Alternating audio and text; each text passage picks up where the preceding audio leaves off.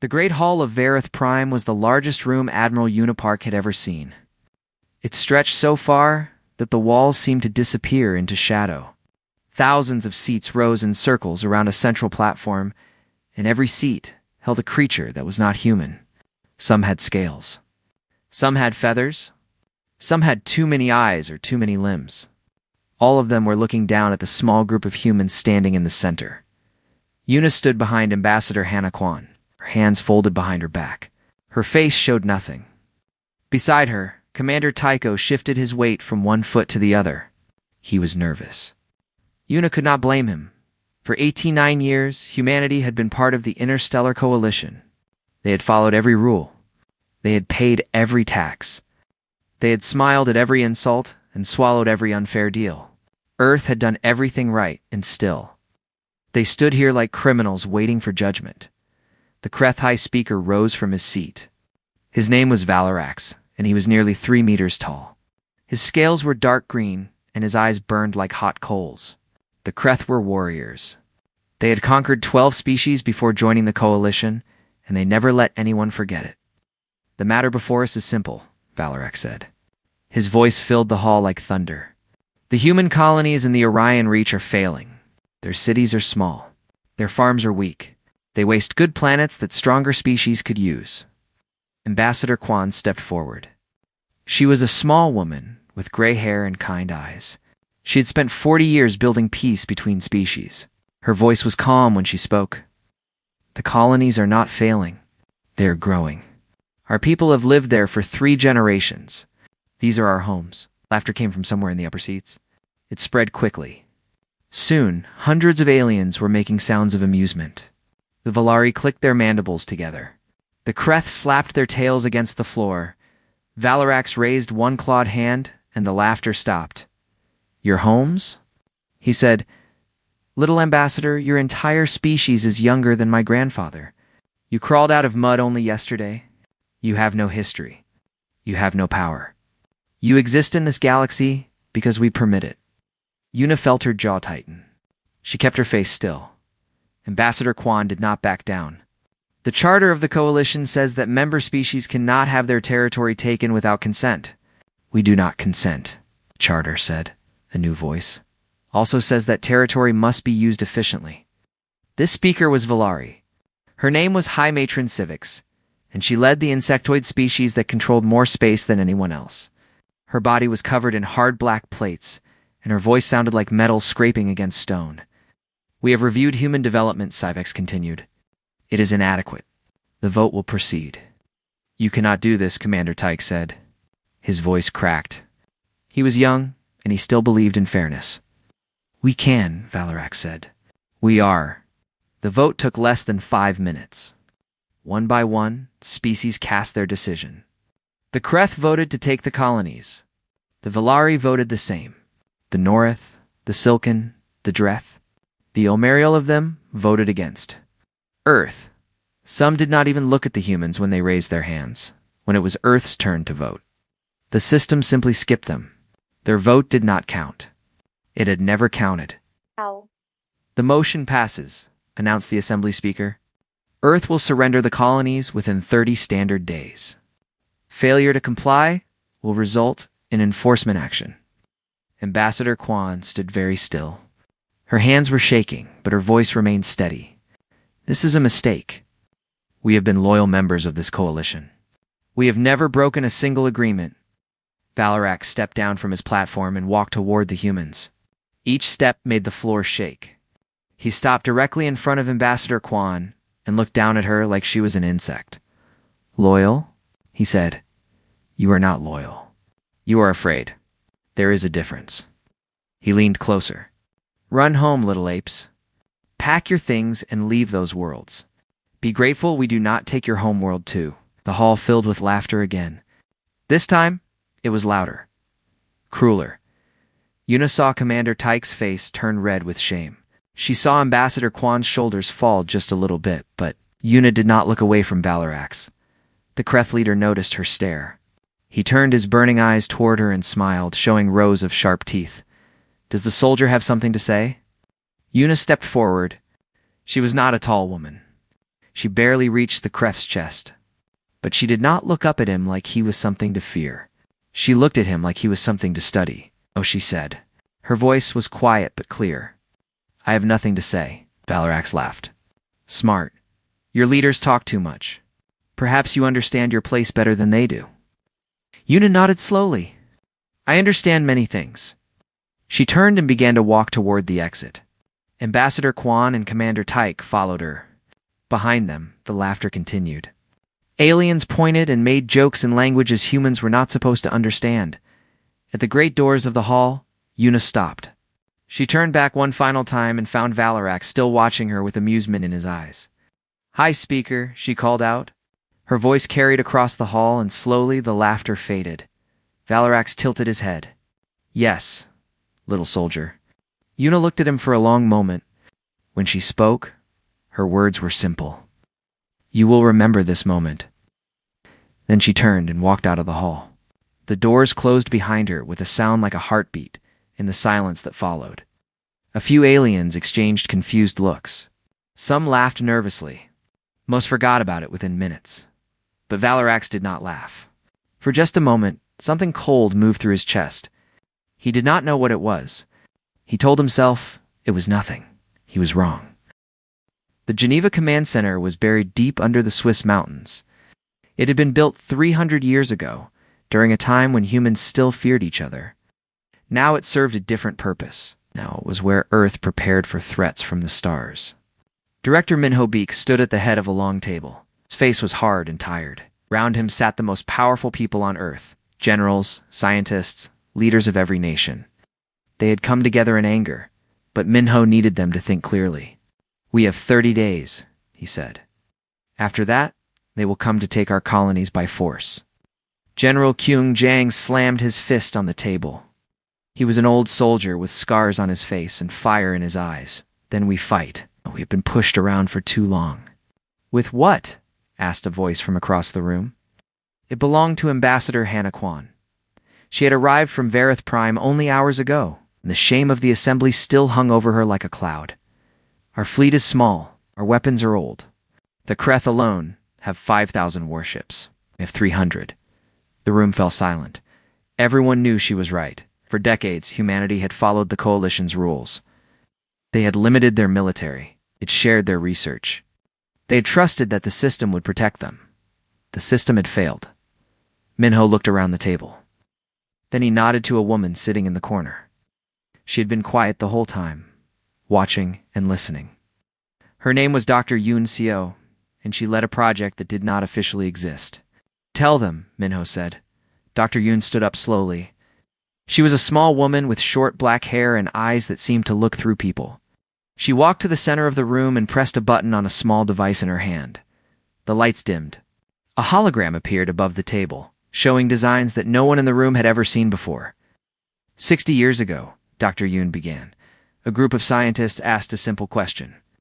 What if the Coalition could not be trusted? What if one day we needed to stand alone? She gestured at the hologram. Ships appeared sleek, powerful. Nothing like the old vessels Earth was known for. We called it Project Prometheus. For 6 decades, we have worked in secret. We've built hidden factories on moons and asteroids. We developed new technologies and told no one. We let the galaxy believe we were weak. General Kyung leaned forward. How many ships? 1,200, Dr. Yoon said. All of them more advanced than anything the Coalition has ever seen. The room erupted in noise. People shouted questions. Some laughed in disbelief. Others simply stared at the hologram with wide eyes. Admiral Una Park, who had been standing by the door, walked forward. Her voice cut through the chaos. Show them the weapons. Dr. Yoon smiled slightly and changed the display. New images appeared, missiles that could bend space, cannons that fired concentrated gravity, drones that moved faster than any pilot could react. We have antimatter drives, Dr. Yoon continued. We have dimensional fold technology that allows instant travel across light years. We have artificial intelligence systems that can coordinate entire fleets in real time. The Coalition thinks we are children playing with sticks. They are wrong. The room went quiet again. This time the silence was different. It was the silence of people realizing that everything had changed. Ambassador Quan spoke first. Her voice was careful. If we reveal this, we will have no allies. The coalition will see us as a threat. Every species will turn against us. They already turned against us, Admiral Park said. They voted to steal our homes and laughed while they did it. We have no allies, Ambassador. We never did. We only had masters who let us believe we were free. General Kuhn nodded slowly. What are you suggesting? Minho stepped forward. His voice was calm but heavy with the weight of what he was about to say. We terminate every treaty. Tonight, we withdraw from the coalition completely. We show the galaxy what we really are. That is madness, someone said from the back of the room. They will destroy us. No, Admiral Park said. If they will try. And they will fail. We have hidden our strength for 60 years. Now it is time to use it. The debate lasted for hours. Some argued for caution, some argued for patience. But in the end, the vote was unanimous. Earth had been humiliated for the last time. At exactly midnight, Coordinated Earth time, a single message was sent to every government in the galaxy. Nice. It was short and simple. The Terran Union hereby terminates all treaties, agreements, and obligations with the Interstellar Coalition. Effective immediately. This decision is final.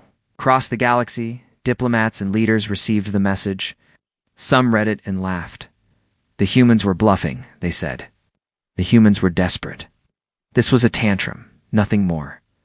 Others read the message and felt something they could not explain. A cold feeling in their chests, a whisper in their minds that told them something had changed. On the Kreth homeworld, Valarax was woken by his advisors. They showed him Earth's message and waited for his reaction. He read it twice. Then he threw back his head and laughed. The apes think they can scare us with words, he said. Send a fleet. 200 ships should be enough. Remind them who rules this galaxy. His advisors bowed and left to carry out his orders. Valarax returned to his bed, still smiling, fell asleep quickly and dreamed of human cities burning. He did not know that light years away, 1,200 warships were powering up their engines for the first time. He did not know that Admiral Park was already aboard the flagship, watching the stars and waiting.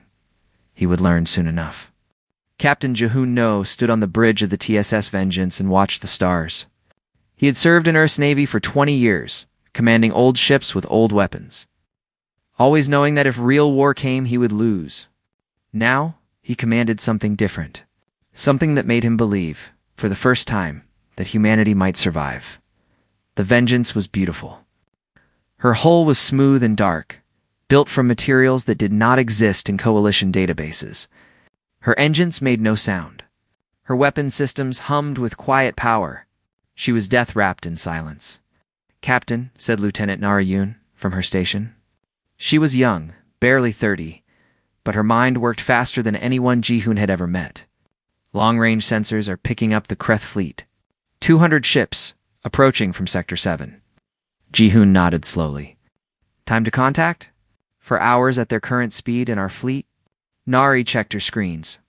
400 ships in position. Admiral Choi is requesting final confirmation. Jehun looked out at the darkness. Somewhere out there, 200 Kreth warships were coming to punish Earth for daring to speak back. Their commanders were probably laughing, expecting easy victory. They thought they were coming to discipline children. They were wrong. Signaled the Admiral, Jehun said. We are ready. For hours later, the Kreth fleet dropped out of faster-than-light travel at the edge of Terran space. Their commander, a veteran named Warlord Thren, looked at his sensors and frowned. Where is the human fleet? He asked. His officers checked their readings.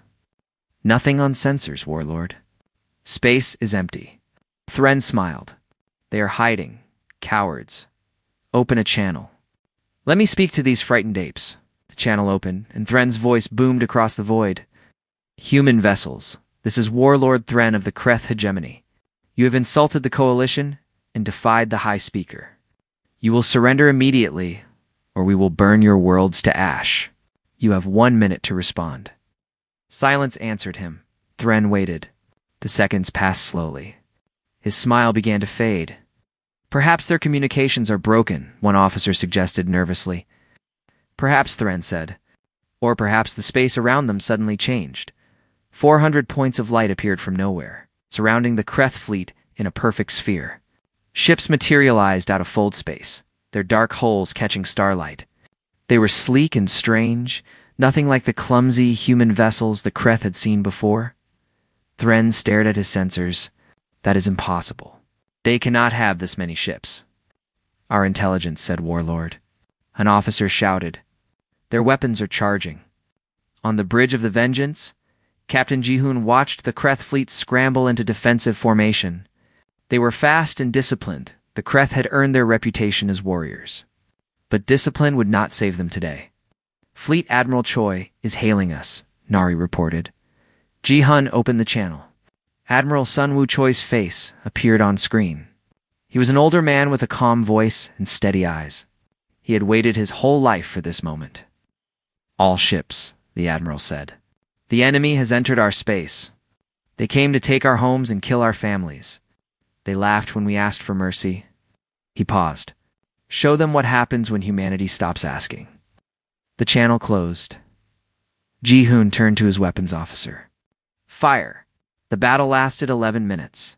Human ships moved through space like ghosts, appearing and disappearing, striking from angles the Kreth could not predict. Their weapons were unlike anything the warriors had seen before. Gravity beams tore ships apart from the inside. Missiles blinked through fold space and detonated against hulls before sensors could detect them. Autonomous drones swarmed in perfect coordination, overwhelming point defenses with sheer numbers. The Vengeance alone destroyed 23 enemy vessels. Lieutenant Nari coordinated targeting with cold precision, her fingers flying across her console as she directed death across the battlefield. Enemy cruiser at bearing 47, she called out. Firing solution locked. Fire, Ji-hoon said. A beam of twisted gravity struck the Kreth cruiser. The ship bent like paper, folding in on itself until it simply ceased to exist. Across the battle, similar scenes played out. Kreth ships exploded. Kreth warriors died. Kreth commanders screamed orders that no one could follow. Warlord Thren watched his fleet die and felt something he had never experienced before. Fear. All ships retreat, he shouted. Fall back. Fall back. But retreat was not easy. Human ships blocked escape routes. Human weapons struck fleeing vessels. Human drones hunted survivors with patient mechanical efficiency. When it was over, 187 Kreth ships were debris floating in the void. The rest had fled, their engines burning at maximum power. Their crews too terrified to look back. The human fleet had not lost a single ship captain. Ji-hoon stood on his bridge and watched the wreckage drift past his window. He felt no joy. He felt no pride. He only felt a quiet certainty that the galaxy would never look at humanity the same way again. Captain Nari said softly, Coalition news networks are already broadcasting. Everyone knows what happened here. Ji-hoon nodded. Good.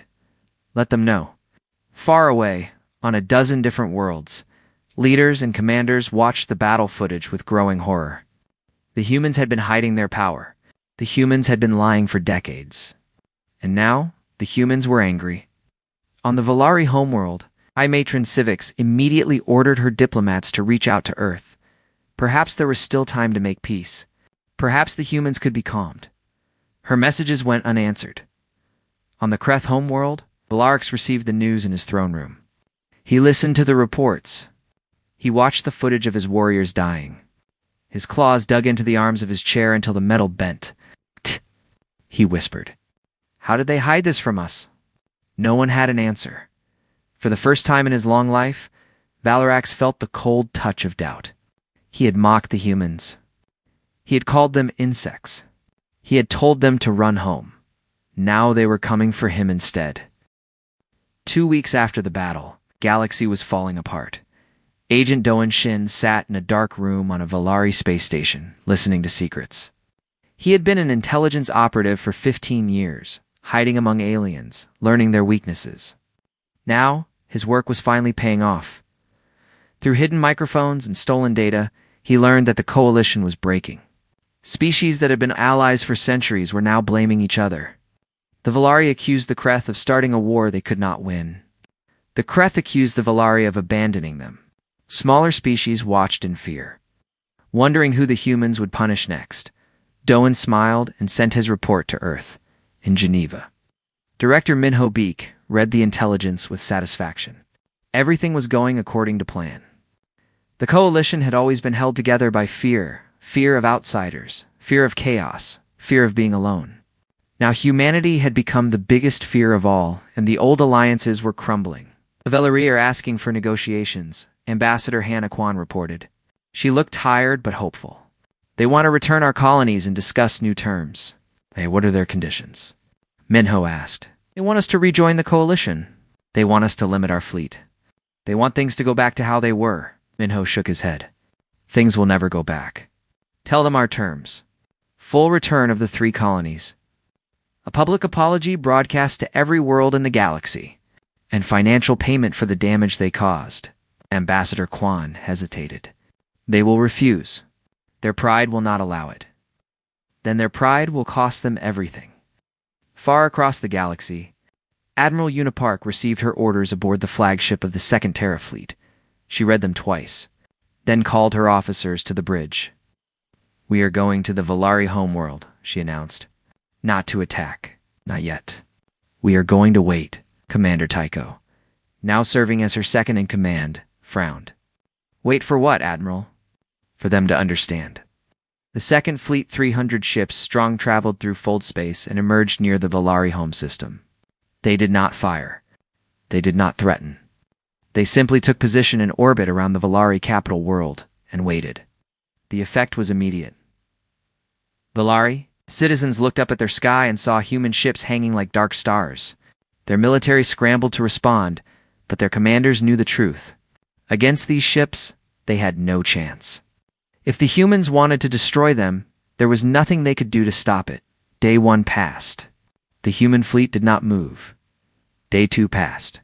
Panic began to spread through Valari cities. People rushed to buy food and supplies. Some tried to flee the planet, but the spaceports were overwhelmed. Day 3 passed. The Valari government held emergency meetings that lasted through the night. Advisors argued about what to do. Some wanted to fight. Others wanted to surrender. Most just wanted the nightmare to end. Admiral Park watched it all through her ship's sensors. She felt no pleasure in their fear. She only felt the cold certainty that this was necessary. Admiral Tyke said quietly, "The Valari are suffering. Children are crying in the streets. Is this really who we want to be?" Una looked at him for a long moment. When they voted to take our homes, did they think about our children? When they laughed at us in the assembly, did they care about our suffering? Tyke had no answer. We are not here to destroy them, Una continued. We are here to teach them. Fear is the only language some species understand. Once they learn respect, we will show them mercy. On the 4th day, the Valari government collapsed. High Matron Civics was removed from power by her own council. A new administration took control, and their first act was to accept Earth's terms completely. They returned the 3 colonies. They broadcast a public apology to every corner of the galaxy. They agreed to pay reparations that would take decades to fulfill. And then, finally, the human fleet left. But before they departed, Admiral Park sent one final message to the Valari people. We did not come for war. We came for respect. Your old leaders thought they could take from us without consequence. They were wrong, but we do not hate your people. We do not want your destruction. Those who treat us fairly will find us to be good friends. Those who do not will learn, as you have learned, what humanity is capable of. The choice is yours. The message spread across the galaxy faster than light itself. On Earth, Counselor Bora Imtha, new voice of humanity to the Coalition, gave a speech that was broadcast to every species. For 89 years, we asked for nothing but fairness. We followed your rules. We respected your traditions. And in return, you laughed at us. You stole from us. You treated us like animals. She paused. Those days are over. We are not asking anymore. We are telling you how things will be. Treat us as equals, and we will work together for peace. Treat us as enemies, and you will share the fate of those who came before. In the aftermath, species across the galaxy made their choices. Some immediately sent messages of friendship to Earth. They had always respected humans, they claimed. They had never supported the insults and theft. Most of these claims were lies, but Earth accepted them anyway. The point had been made. Others remained silent, watching and waiting to see what would happen next. And Afutha the proud, the stubborn, the foolish began to whisper about forming an alliance against humanity. Perhaps together they could still win. In Geneva, Director Minho Beek received reports of these whispers. He shared them with Dr. Unesio over tea. "They think they can stop us if they work together," he said. Dr. Eunice smiled her small, knowing smile. "Let them try. How many ships do we have now?" 1,600. "With more being built every month?" Minho nodded slowly. "And the other projects?" Dr. Yoon set down her tea. "Project Olympus is proceeding on schedule. When it is finished, fleets will be meaningless. But that is for another day." Outside the window, Earth turned slowly beneath the stars. It looked peaceful from up here, beautiful. A small blue world that had once been afraid of the dark. It was not afraid anymore. 6 months had passed since the night Earth terminated every treaty. 6 months of change.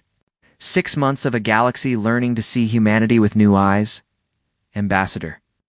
Hannah Kwan stood outside the great doors of the assembly hall on Varith Prime. It was the same hall where she had been humiliated. The same hall where Valarax had called her people apes. The same hall where the coalition had voted to steal her people's homes. Now she was back. General. Kyung-jung stood beside her in full military dress. His chest was covered with medals earned over a lifetime of service. Behind them, Admiral Taik, promoted after his service in the Second Fleet, waited with a guard of honor. 20 human soldiers in black armor, carrying weapons that made the station's security officers nervous. "Are you ready?"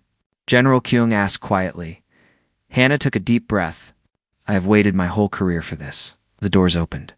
The assembly hall was full. Every species in the coalition had sent representatives. They sat in their thousands of seats, watching the entrance with a mixture of fear and curiosity. 6 months ago, they would have been laughing.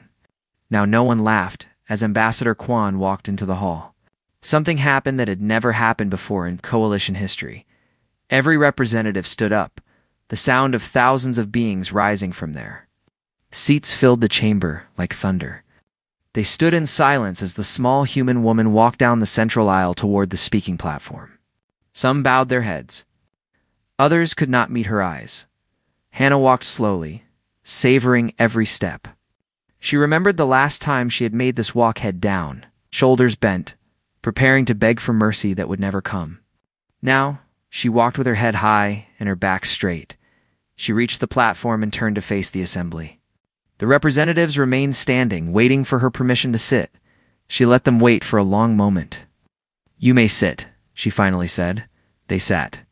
Hannah looked around the hall, meeting the eyes of species that had once treated her with contempt. The Valari delegation sat near the front. Their new high matron kept her head bowed in shame. The smaller species, the Norith, the Silken, the Dreth watched with nervous hope. They had been kind to humans once. Perhaps they would be forgiven. The Kreth seats were nearly empty. Their empire had fallen into civil war after the defeat of their fleet. Warlords fought each other for scraps of power while their people suffered. Only a small delegation had come today, led by the same Valarax who had mocked humanity 6 months ago. But Valarax was not a high speaker anymore. He had been stripped of his rank and his power. He wore simple clothes instead of armor. He sat in the back of the hall instead of the place of honor. He was there only because Earth had specifically requested his presence.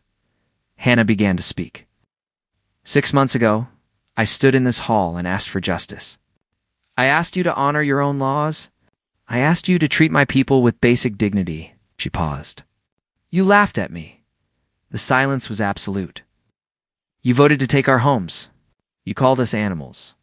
You told us to be grateful that you did not destroy us completely. Her voice grew stronger. You were so certain of your power, so confident in your superiority. You could not imagine that the small, quiet species from the edge of the galaxy might be anything more than what you believed. She smiled a cold, hard smile. You were wrong. The next hour was devoted to the formal restructuring of the coalition. Earth would rejoin, but on completely new terms. Humanity was granted 3 permanent seats on the High Council, more than any other species.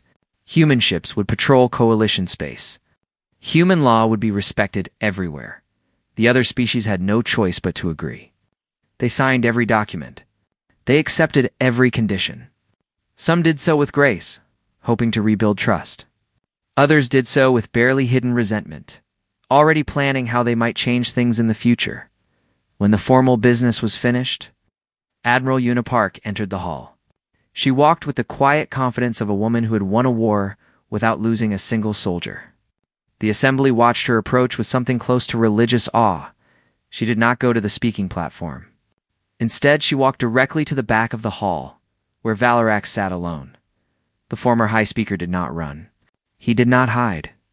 Whatever else he was still a Kreth warrior. He would face his fate with dignity. Una stopped in front of him. She was so much smaller than the reptilian giant. Her head barely reached his chest. But somehow, in that moment, she seemed larger than anyone in the hall. "High Speaker," she said. "Do you remember the last time we spoke?" Valarax's voice was rough. "I am not High Speaker anymore." "I know. But I asked you a question." He met her eyes. "I remember, what did I tell you?" A long silence passed. Then Valarax spoke, his voice barely above a whisper. "You told me I would remember that moment." Una nodded slowly. "And do you?" "Every night," he admitted. "I see your face when I close my eyes. I hear your words when I try to sleep. I remember good." Una turned to leave, then stopped. "We are not going to destroy your people, Valarax. We are not going to take revenge. Humanity does not need to prove its strength by crushing the weak." She looked back at him one final time. "But we will never forget, and neither will you." She walked away. Valarax watched her go, and for the first time since his defeat, he felt something other than fear or shame. He felt respect. That evening, Director Minho Beek and Dr. Yoon Seo stood in a private room aboard Verith Prime. Through the window, they could see Earth's new fleet, 2,000 ships now assembled in perfect formation. "It is done," Minho said. "We have everything we wanted." "For now," Dr. Yoon replied. "But the galaxy has a long memory. Some species will accept the new order. Others will spend decades looking for ways to bring us down. Let them try." Dr. Yoon smiled. "Prometheus gave us ships. Olympus will give us something better. When it is finished, no fleet in the galaxy will matter. We will have the power to reshape reality itself." Minho looked at her. "Will we use it?" "Only if we must. Power is not about destruction. It is about making sure no one ever dares to threaten you again." Far below, Earth turned in the darkness of space. A small blue world that had been laughed at and dismissed. A species that had been called primitive and weak. A people who had hidden their true strength for 60 years, waiting for the right moment. The moment had come. Ambassador Hannah Kwan looked down at her homeworld from the observation deck. Tears ran down her face, stares of pride, of relief, of something close to joy. Humanity had asked for respect. The galaxy had refused, so humanity had taken it instead. And now, at last, the universe knew what Earth was truly capable of.